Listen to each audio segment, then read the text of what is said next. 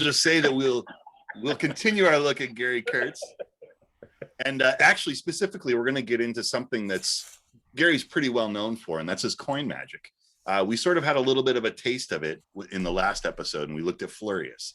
This is getting into more of traditional effects that you would see with large coins being held in the air. So we're going to get into a little bit more of large coins, meaning jumbos or just silver dollars, because he was doing it like thing, right?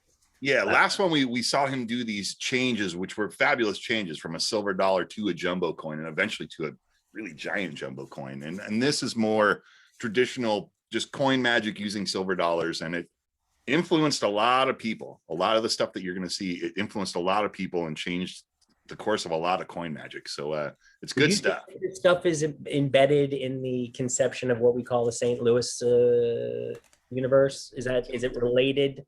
Yeah, to me, it seems like those two things were going neck and neck with each other. Kurtz was definitely a mover and shaker. He was doing it from Canada. The St. Louis thing was its own beast, but they definitely were. They read a lot of his notes. I think they were just swimming in a lot of the same concepts. I don't know if they were necessarily reading each other's notes. I wouldn't be surprised if that was the case, but definitely similar concepts. And some folks say that there is maybe a neck and neck, idea in what's happening with the innovation of three fly proper, that Gary might have been there, Chris might have been there. There it was. Well, we'll find out, right? Now we're saying, okay. He's given us a hint. Alex is a very non-confrontational guy, so you've got to listen for it. But one wants to know sometimes where's the beef, and one listens carefully. Alex would be like, he's from California, there's no beef, but there might be a little. There it was. There it was. That was the Alex alert. There's the beef. It's shaved very thin, but beef nonetheless. That's right. Or as they used to say in Chicago Magic, I'd like a hot beef. I'd like a beef, sweet and hot. For a minute, when Timmy Felix said this, go say that when I was at the sandwich shop. I was like, are you sure the lady's not going to hit me? He said, no, that's what you have to say or else she will look at you funny. So I said, all right, give me a beef, ma'am, sweet and hot. And she just nodded like she knew what that was. And then she brought me the sandwich. So he wasn't steering you wrong. He was being your friend. What more do you want? It's great. You say a few words and someone brings you a sandwich. It sounds like heaven to me. Then he said, hide these guns for me. That's another story. So let's get it going and we'll talk on the way. Extra points if you can spot Gary's thumb. Yes, folks, it's the Wayne Gretzky of comedy and magic. I know Dick all about hockey, but I figure Wayne knows weenie about hypnotizing chicken. So I think I'm okay. Start my set by doing an illusion which has been known to seduce entire cultures. An illusion more appealing than power politics to the fundamentalist preachings of Jimmy and Tammy Faye Baker. Talking about money. So I don't have to beg, borrow, or steal, as magicians often do. I will create from the alchemical flame. I will create my own. Hey, I'm impressed. That's an 1881 Morgan silver dollar, an illusion of quality. Not only that, but a self-perpetuating illusion, because money in the hands of the fortunate and the talented. Money. In turn, begets even more money.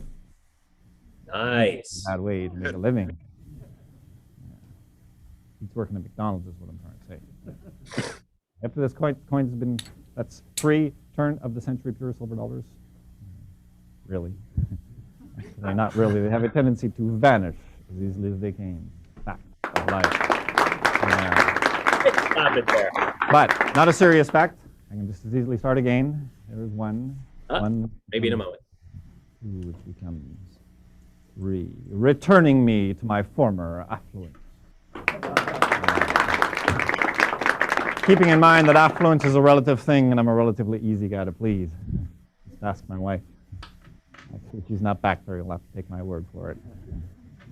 At this point, the coins have been appearing and disappearing. or at least appearing to appear and disappear. And reappear. I will now make them appear to travel from one place to another, from here to here. Ooh. That's the first coin having gone from left to right, like a breeze blowing gently from east to west, like the sun passing from one horizon to another, like the mood of a manic depressive shifting from happiness to moment. There are allusions to go with the illusions. All right, one down, two to go, which as you stare becomes two that end.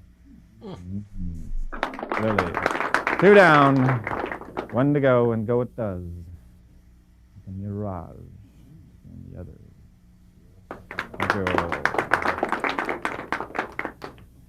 At this point, allow me to go back to before we had a third coin. I was using just two. Of course, if we go back before we had a second coin, before we had a second coin, we had only one. Take it back any further, of course, all we'll have is a memory misty. Like a dream. Thank you. Any questions? Oh, so much talent, and still from Canada. Moving right along, a pack of cards. Stop the video, The original please. so far, I know, but for me, a pack.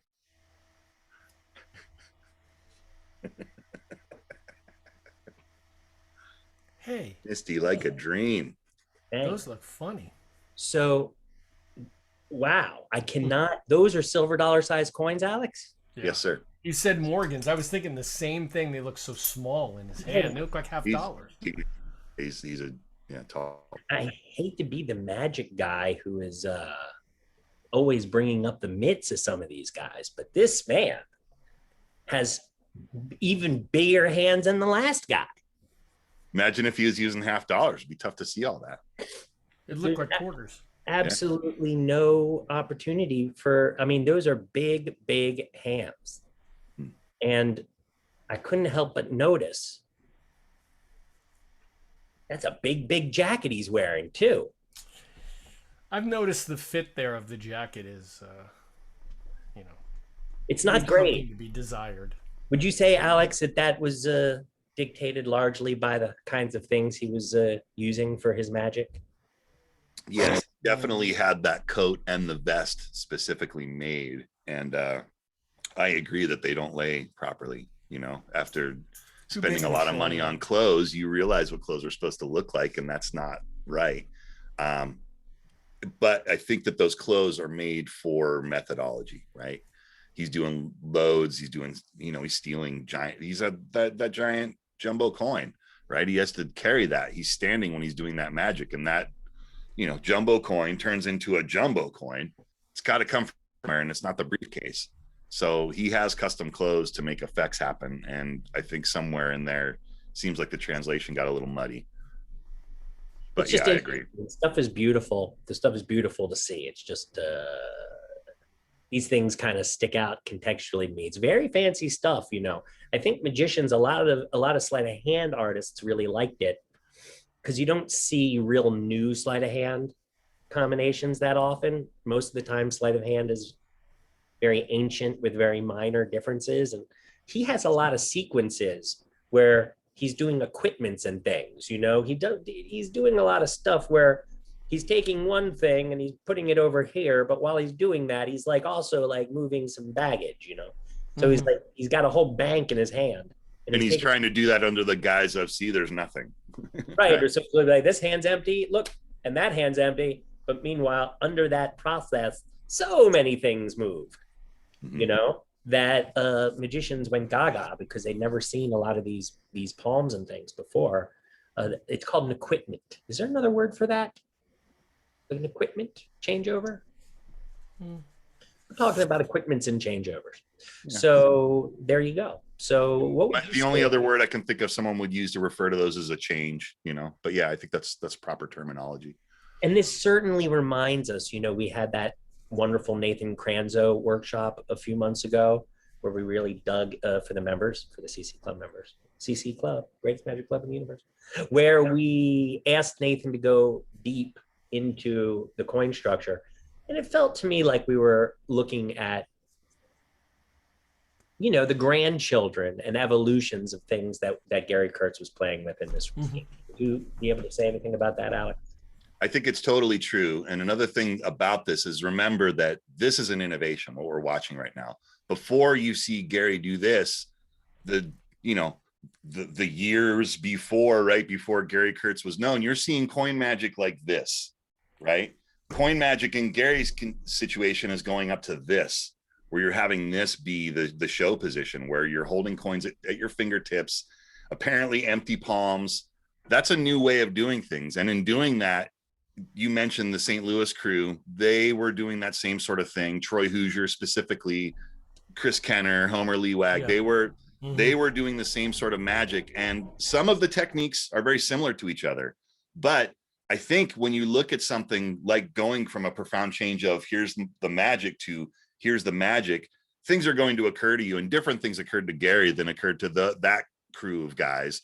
So you can see that there are definitely differences, but there are a lot of similarities because they're all headed towards the same goal of, making coins vanish, making coins go across, right? Making coins appear. All of those effects are in there. And it's just basically the minor variations of these little techniques that are making that happen, but obviously expert level, right? They thought about these things, ironed them out to the point that they became these invisible pieces. The reason that we're even saying these guys' names, this many years later, because these things really changed coin magic. Now it's very commonplace to see someone hold coins like this, but at that time that was an odd thing. It was new. I would say it was groundbreaking. I would say it's the standard now, right? It is absolutely the standard. I'm going to ask Steve a question, a very special question for Steve after we watch the hanging coin. But let's just there's actually a second half to this Misty Like a Dream. Oh, because we still have the card. We still have the card stuff coming. Well, yes. It looks like that. Sure. Yeah. Look, then this is my question. I'm going to save it for Steve. But one question: what we've seen so far, just to be clear, because you know what? Not going to lie, Gary Kurtz's magic is a lot of it is this stuff is very magician's magic. The flurious thing, it's not that it's a wonderful trick, but we just have to be aware if we're even watching this right here, deep down in the long tail of YouTube or wherever you're watching it. It is part of what makes it interesting is that you've seen stuff like it and it's taking that stuff further, right? You've seen a jumbo coin production. Now he's taking that further, for example. So there's so few effects in coin magic.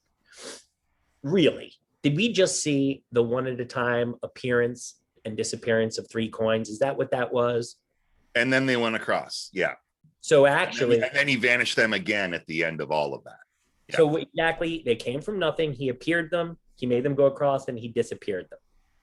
He produced them one at a time, vanished them one at a time, produced them again, made them go across one at a time, and then vanished them. And that's where we're at in the routine at this moment. All right, let's finish her off. Cool. Thank you. Any questions? I know so much talent. Moving right along, a pack of cards. Highly original so far, I know, but for me, a pack of cards is like a musical instrument. So many songs to be played on them, and I'm going to play some of my favorites.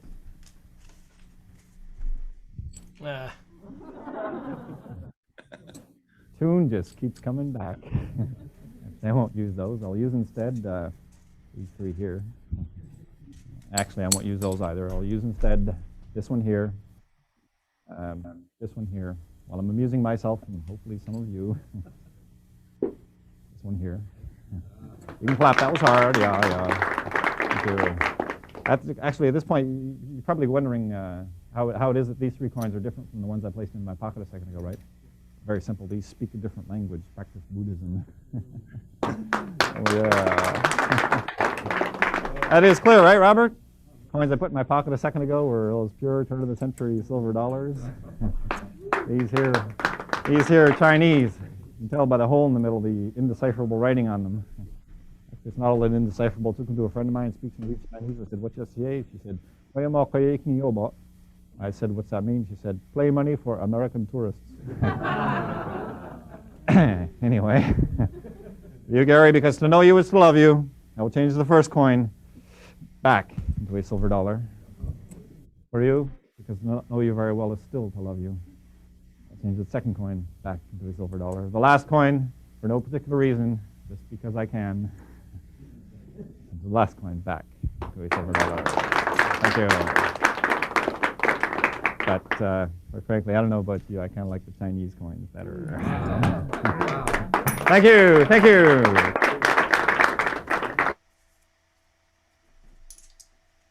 This is definitely material. I mean, that was so magical looking, but you're talking about an incredibly skilled guy taking all of the craziest, most beautiful techniques, stuff that we associate these days with guys like Kanoa Harbottle, Danny Goldsmith, or as Kanoa called him, the coin Jesus.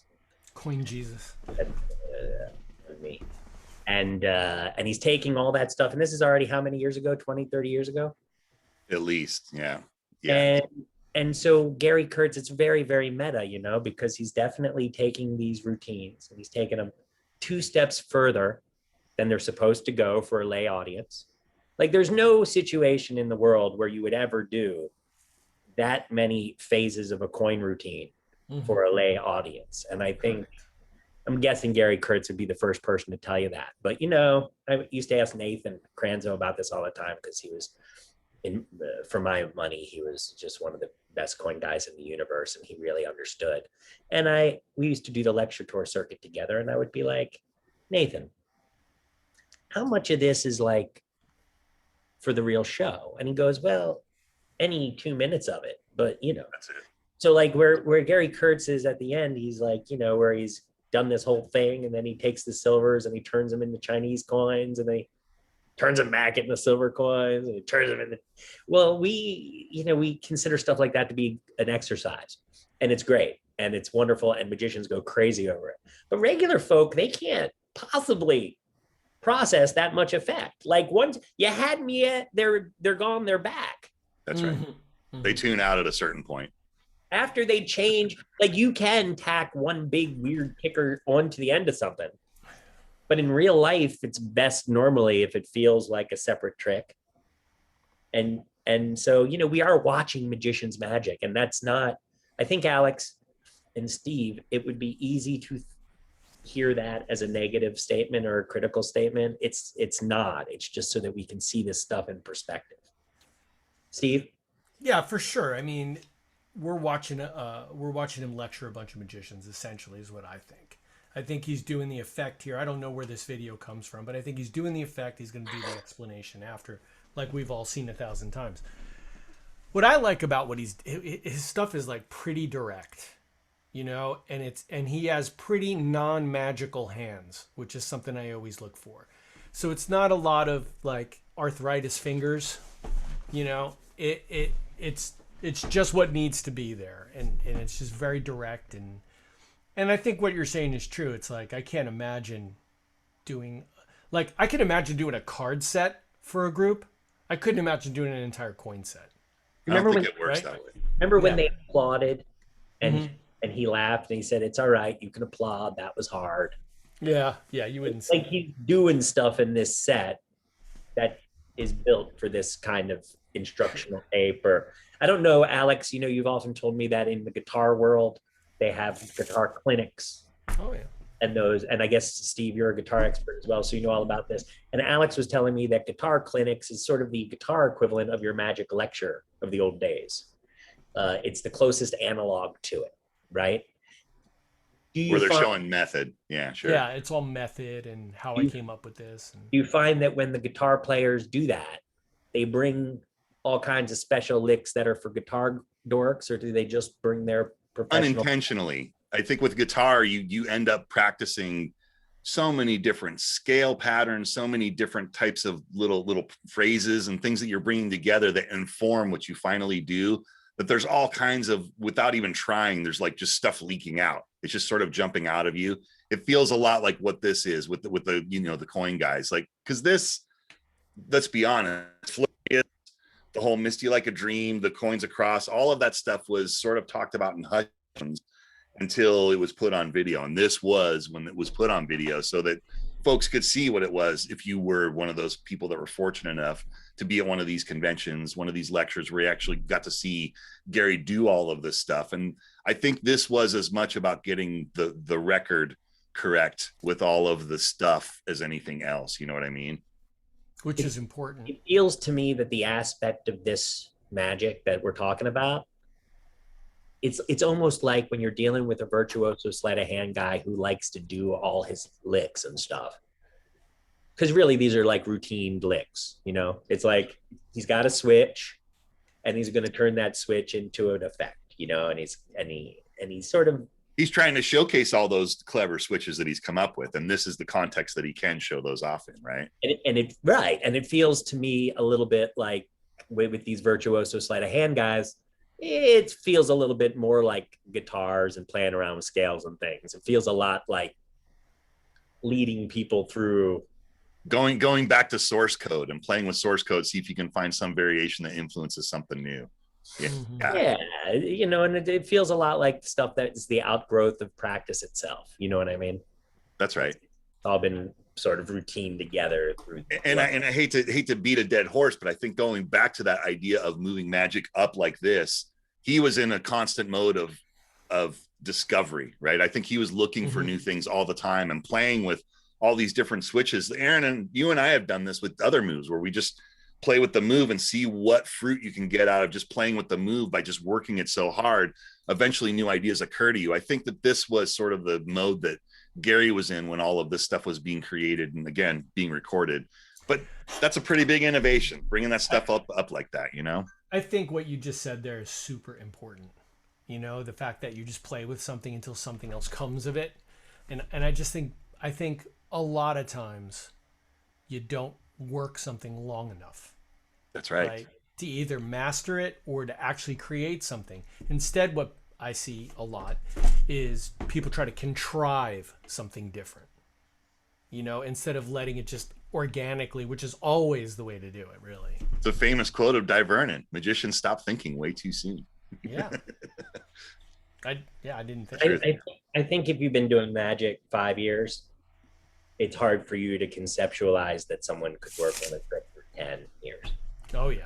And if you're doing magic for 10 years, it's hard for you to conceptualize that a person could work on a trick for 20 years. But when you've been doing magic 30 years, like I guess I just celebrated my 30th anniversary, it's not crazy to me that a person would work on something 25 years, because that's how a lot of stuff is. That's how it gets good. Yeah. Yeah. So, you know, I think, but Gary Kurtz, obviously, he's got the hands, he's got the mind, he's got the hair. 15 years of doing this stuff, and so he's got all these incredible things to share. Let's watch another one. Yeah, this is another coin one. This one's good because it's looking at an older trick that David Roth really popularized, and he sort of has pushed it a little bit further. You know, there's a couple of new wrinkles on it that make it a little bit more special. It's pretty good. We use these 4 coins to demonstrate a little-known magical principle, that being that coins are actually lighter than air. Told you it was little known. Not in their normal state. If, however, we render the coin invisible, it becomes lighter than air. I can actually hang it in the air, giving you just 3 coins. You only see 3 coins here, right? But you realize that I am using 4. The 4th one being here, hanging invisibly. Coin like the first. I will render it invisible. Once it's invisible, I can hang it. Just had the first coin, giving you just 2. Clearly, 2 in the air, 2 in the hand.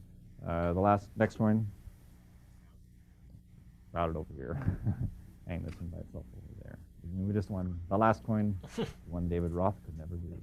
I rendered invisible. Hang it in the air. There's your answer. But you may have noticed that I hung the coins in a very straight line, yes? So if I do this, catch them again. Oh, I like that.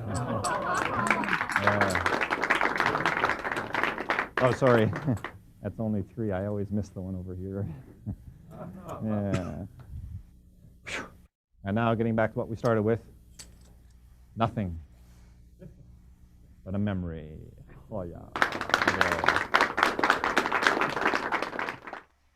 I like it. Like, it's beautiful stuff, but you know, it's really beautiful stuff. But you know, you'd have to do, for regular folk, you'd have to do a short sequence, and you'd have to be contented that you left it at that.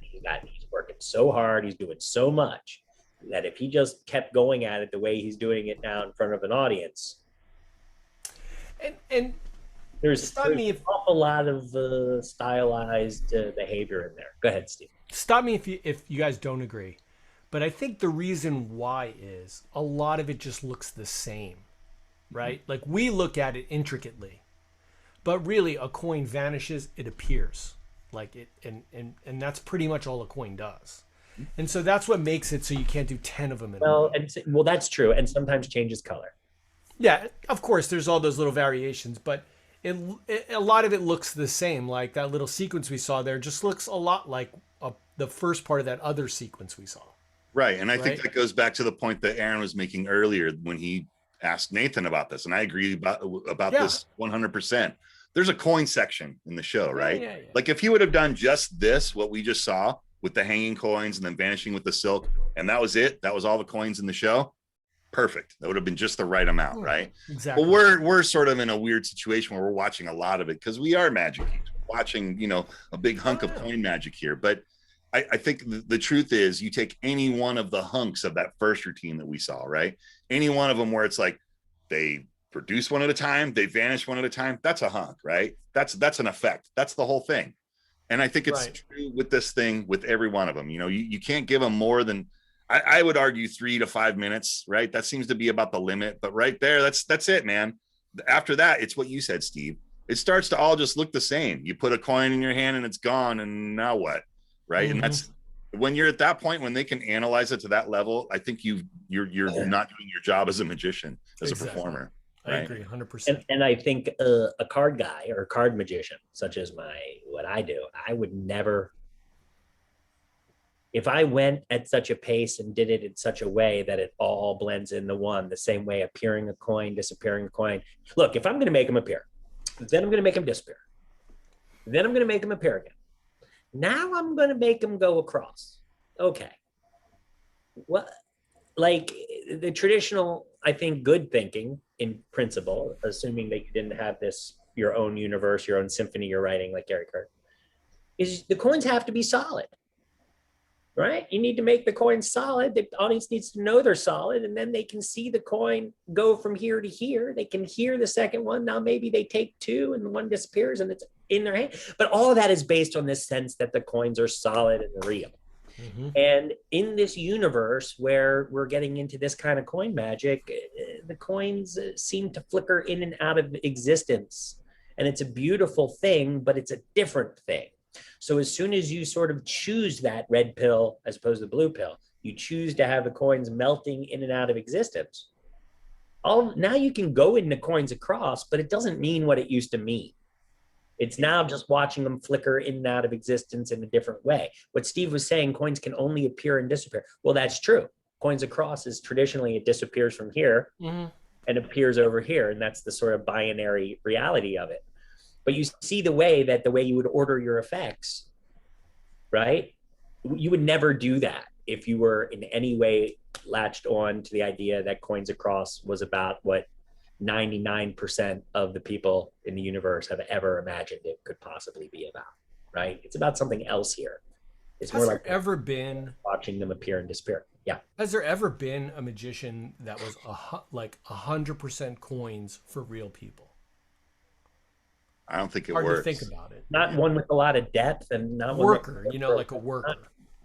Well, no, because they wouldn't do that because they know that. I mean, look, when we watch the hanging coins is a perfect example of a trick, which it's just death to imagine hardly anyone. I'm not saying there's not a couple exceptions in the universe, but it's a trick where you've got no cover, you got no wand, you got no table. Furthermore, you got the coins, and the conceit is that you're hanging the coins in the middle of the air. And you're doing that so that you can justify the fact that really you're hiding everything right there, right? Everything is being hidden. So the trick involves, I'm going to take this coin here. And if you watch it, he's just moving those coins back and forth from hand to hand. And we as magicians can really groove on how beautifully he's doing all the stuff we know he must be doing to do that. But it really is a exercise in misdirection and concealments, because the actual construction of taking these coins and just moving them back and forth hand to hand many times. So while the audience is watching passively, the whole thing is the kind of thing that a coin magician gets in big trouble with, unless he's a handful of 3 guys in the universe who would attempt to just walk up to a group of people and start doing that stuff. Mm-hmm. Right? And that's not saying that that's a problem with the 99% of magicians. That's saying that that is the construction of it will not work that way. People will give you challenges if you attempt to get through something so intense that involves them so little. Like the biggest weapon we have is that we involve the audience and they participate. In this situation where we're magicians watching a magician and therefore we don't do anything but watch. But you know, the whole construction is based on this action and the people are meant to just watch it. It's always felt like it's a parlor or a stage piece to me for that reason, because I never like that's what you can get away with in a walk around, because they're too close and they're gonna, you know, what's up with that? What's that? You know? Yeah, let me see it, you know? Yeah. Coin magicians are very, very skilled. It is harder to do. The problem with coin magic is it's much harder to do the entry level stuff. That's right. The buy-in. If you can't make something disappear and still have it in your hand and have everyone feel like it really disappeared and they don't know where it is and their questions are answered, you can't do any of this. And that's like a big bar. So by the time you get anyone who's got a composition this original, this smooth, this incredible, it's always the tip of the iceberg. There's no way to get one perfect miracle without having 18 that are almost as good and another 48 that are the base consolidation that you built it on top of. It's just, you know, there's a lot of stuff in the closet if you can see that at the tip. You know what I mean? Mm-hmm. A lot, you know. Like he's not dumping stuff out of his sleeves right now, but you can see that the coat has been a highway for many a large object to be done, you know, through those sleeves. A lot of magic is passed through those pipes. Agreed. Yeah. Let's get into this last clip. This is a card trick. We'll switch it up a little bit and look at what I feel is sort of an interesting take on a popular theme that we all know in card magic. And he sort of takes it a little bit in a different direction. Further than that? Further than that? An illusion now dealing with time, where time is like a river flowing from the unknown future into the present moment, into the backwater cesspool. Like what we're doing. Memory. Kind of. Speaking of my own memories, of course. Start with a pack of cards. To begin with, your name again was? Still is. Rochelle. Michelle, I'd like you to choose a card from the pack to represent the unknown future. Slide it out of the pack, the unknown future. And so that it remains unknown and ever present on our minds, I'm going to place it into the zippered compartment of my genuine simulated leather wallet. We'll get back to it in the future. In the meantime, Robert, I'd like you to choose a card to represent the present moment. I'm going to dribble through the cards. Just call stop wherever you like. Right there. Take the card. Look at it. Remember, in fact, I want you to sign your name on it. So if you look at it at some future date, you'll be reminded of this, what will then be past event. Get it? In the future, he's going to look at it. It's present now. Okay. And place it on top of the pack. First of all, what I would like you and everyone else here to do is just remember this moment of your 3 diamonds, that is Robert, being on top, because it's not going to stay there long. See, it's going to get lost in the shuffle. Now, at this point, I could go ahead and try and find the card, or I could. Well, really, we can't. Let's just say that we could go back to when your card was on top. See if we could go back to when it was still on top. It would still be on top. Yeah. But we'll go back. We'll go back to when it was still in the middle. Obviously, it's not on top now, right? But if we went back about 4 seconds in time, it would once again be on top. Yeah, but we'll go back a little further just after you picked the card, right? I dribbled through the cards. You said stop. You stopped at this card. Then I handed you the marker. Do you know why I handed you the marker? That's right, because at that point in time, the card didn't have your name on it yet.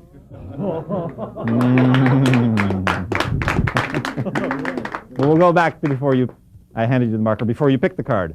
Obviously, if it was before you picked the card, I wouldn't be standing here holding it. Oh, yeah, thank you. We'll start over again. Thank you. I'll just dribble through the cards, call stopper if you like. Right there, take the card, look at it, remember it. And you didn't, did you? You couldn't help pick the same card because time's working in cycles. Anyway, after you picked it, I handed you the marker, and after you finished signing your name on it, I asked you to place it on top. I asked you to remember this moment of when it was Robert was on top of the pack, and we lost it in the shuffle. I said maybe we could go back to when it was still on top, and then we did. And actually, I could go on like this all day, back and forward in time. But the fact is, none of this is really possible. You see, these are all hypothetical possibilities of a nonlinear flow of time. No, but there is one thing that is possible. You remember the card you chose to represent the unknown future?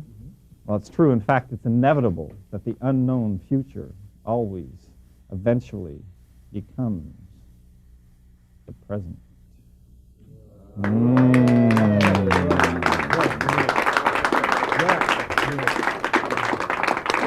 Your souvenir.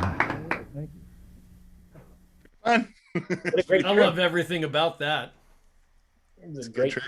Good routine, man. Good routine, great trick, great premise. It's using, ambitious card is just, it kills. It's just a stalwart. But you can see how different that is. Oh, yeah. Than the coin magic in its construction. It got a whole thing to it. It's clear. There's a beginning, a middle, and end. Maybe it's the beginning, the end, the middle, the beginning, the end. But still, even so, it's a beginning and a middle and an end. It uses the person. So he knows the difference. You know what I mean? He's just a magician. Lou Enton was just saying that he knows a person that does 20-minute coin set in the close-up room at the castle. It's pretty, I would say that we could name a lot of folks that do that. Because a lot of people can do that because the Magic Castle, we weren't talking about the Magic Castle when we were saying what you would do for a lay audience. That's we're talking about hitting a half-drunk cocktail hour. Yeah, like that's the Magic Castle is like a hot audience. Yeah, the Magic Castle is a magic convention. Yeah, it literally is filled with regular folk who are excited to watch what we do in a very, very open way. Highly, I don't want to say educated, but exposed layman. Somewhere on our blog, you can find what we call the, is it our trick selection system or the audience temperature? Mm-hmm. We're talking about the 85% of what we have to not worry about, but worry about. The 85% of where the actual close-up issues in the universe is in how you handle people that are not really volunteering to see magic, that are having magic volunteered upon them. Right? When people are excited to see magic, it's different. And when they go to the Magic Castle, it's about as far over that line as it could possibly be. That's right. They've been preparing probably all week. This weekend, we get to go to this place. Yeah. No one gets to go there. That's hyped up in their mind. They're ready. By the time they get there, they're like, yes, magic. And when we do magic at a private event, sometimes people are like, oh, there's a magician here, right? When they walk in as they're getting a cocktail. Much different. It's a much different vibe. What I like about this particular routine is that each person has like a really magical part of it, right? So the first person just selects a card. It goes in the thing. So she's just left with that. I picked a card. I didn't even see it. Now it's in the wallet, right? Then the other guy goes through the whole ambitious sequence where he's participating. And then in the end, we come back to the first woman. And doesn't it seem like, as a spectator, like I totally forgot that the girl put the card in the wallet. So it comes as a surprise that the one that's in the wallet is the one she put in there, is the one that he signed, and it's right. It's like, it's just there's a real such a nice there. through line. It has such a nice through line. It comes back. It like foreshadows the ending at the beginning. It's just a nicely constructed routine. And time travel is hard to make clear. And so what he, it is. To me, so lovely was that he really, each beat, the audience is able to follow it. And if you find yourself doing a trick like that, past, present, future, and this before that, and then that happened, and this happened, you find that that's a real challenge to bring the audience with you and not to lose them somewhere at Albuquerque when they should have taken a left at Pismo Beach. But it's so clear and so understandable. I think it's just lovely, you know. Really a hard thing doing time travel card to wallets. There's a lot of them out there. Yeah, A lot of them. It's a whole thing. Card guys tend to like it, and it tends to be confusing for people. time travel gets muddy quick. Unlike, you know, like that particular routine right there, I can see that be your bread and butter. You know, that's you're just knocking that out 10 times, 15 times a night. It's all the really usable moves that we all do. Yeah. You know what I mean? So, Steve, last word. You're a St. Louis guy, and I wanted Not really, but well, you're from St. Louis, aren't you? I live here. I'm not from here. But anyway, what's the question? Well, I thought that your formative Magic years were in St. Louis. No, Where were they? New Jersey, New York, New Jersey. I moved here in '99. Now, did you feel anything in the magical water in St. Louis when you were there in '99? It was pretty well. St. Louis has always still held a real mystique to me. I'm sure I've told the story before, but I was always been a member of IBM, and I used to get the linking ring, and every summer I would see the write-up about the Midwest Magic Jubilee, right? And so in my mind, St. Louis was I was 13, right? St. Louis was a mecca for magic, right? It was the place to go. How am I going to get to St. Louis? It was that kind of thing. And then once I moved here, it was fascinating when you learn all the history that's here. Like Paul LaPaul was the first president of Assembly 8, right? And that's just the tip of the iceberg of everything that's gone on and all the famous magicians that have come from St. Louis. Harry Monty. Yeah, Harry Monty and Chris Kenner and Chris Korn and so many, right? Brother John Hammond, you know, he's the St. Louis guy. So there's just, there's just a ton of magic here. It's a very magic-rich town. So it was exciting. And then those people would come back, right? So Chris Korn would come back, and everyone would be like, we're going to this restaurant. Chris Korn's going to be there. You should show up. It's like that kind of thing would happen, which wasn't really happening in New Jersey. You know what I mean? It's really interesting, that Ross Bertram was kicking around in Canada, being the coin guy that was in that group with Vernon and Miller, and all those guys were doing their coin tricks and stuff. And they knew Ross Bertram, who was like the guy in Canada. Mm-hmm. And I feel like during this whole time period, Gary Kurtz was like the guy in Canada who you would lump in if you were saying the greats of this time period.